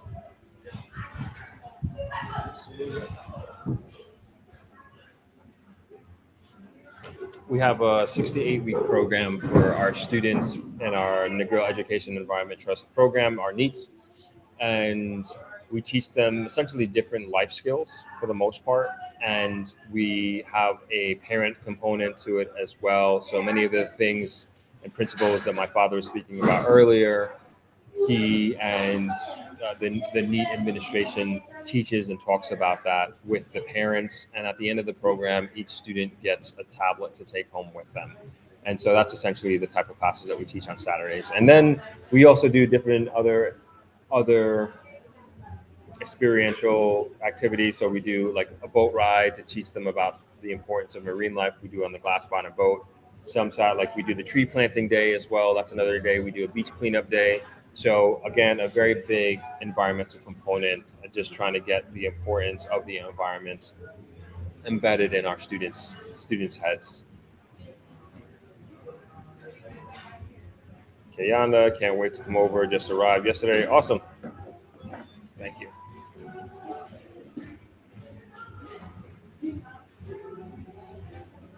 Ivy Trades, looking forward to seeing you here. We are walking distance from Knutsford Express, like maybe a quarter mile, maybe a little bit over, maybe 400 or 500 meters, not far at all, not too far at all. You can walk there from here, from Travelers. Good point. You're welcome, Janet. Emily asked, what is the size of the farm acres? So the whole property across the street is 1 acre. I don't know how large that farm is, but I would say it probably takes up maybe 20% of the property, maybe.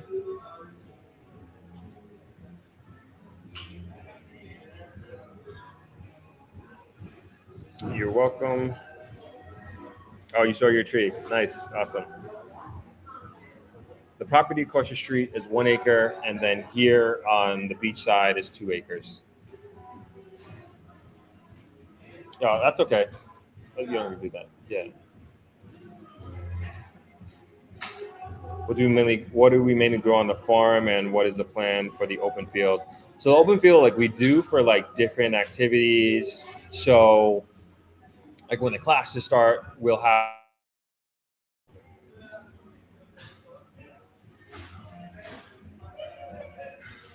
sorry, lost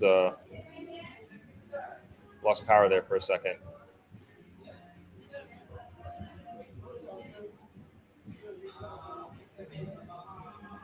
Sorry, 1 second.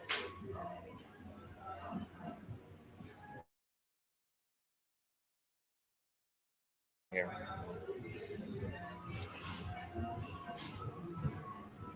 Yeah, but we use the field for different activities.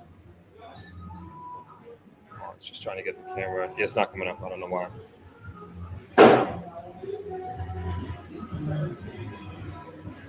I'll just keep going. Don't worry about it.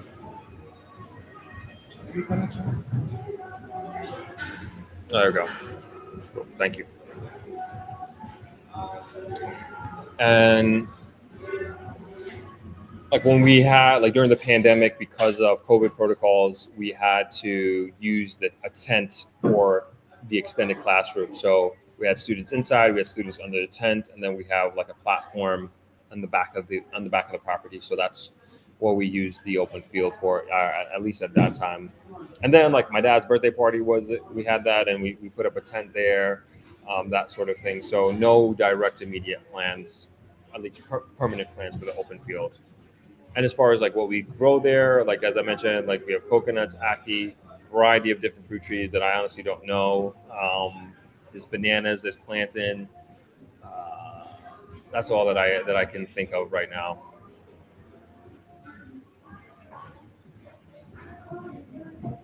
Okay, we'll do that next time. We'll do it inside of a room for sure.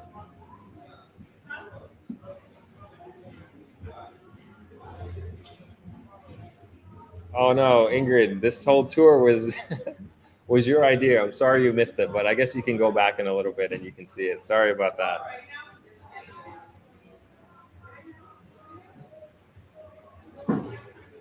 Okay.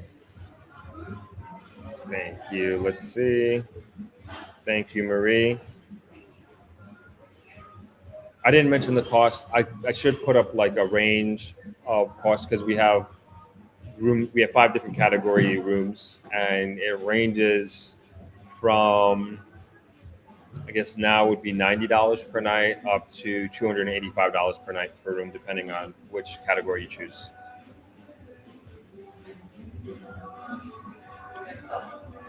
Shari DJA asks, have you guys been the owners for years, or was there a previous owner?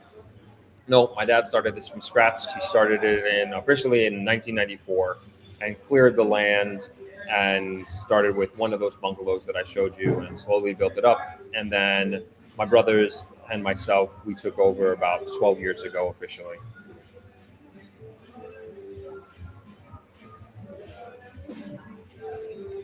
Gavin says, I stayed in Superior's suite last week and it was beautiful and spacious room. Definitely going to try the deluxe next time I say. Awesome, Gavin. Good to see you on here. Good to see you and meet you last week, Gavin.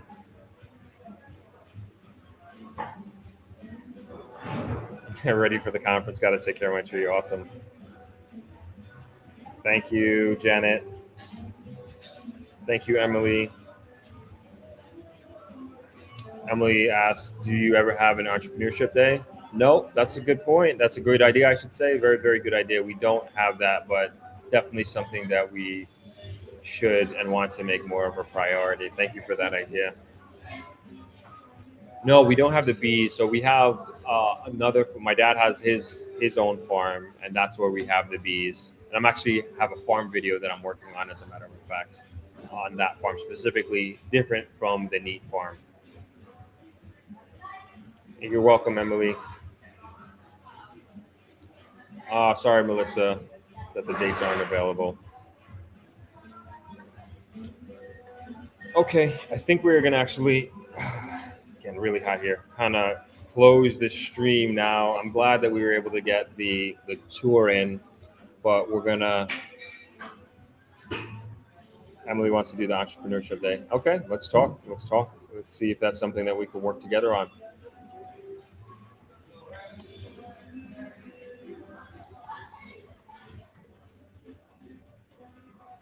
All right, so we're gonna start closing off the stream.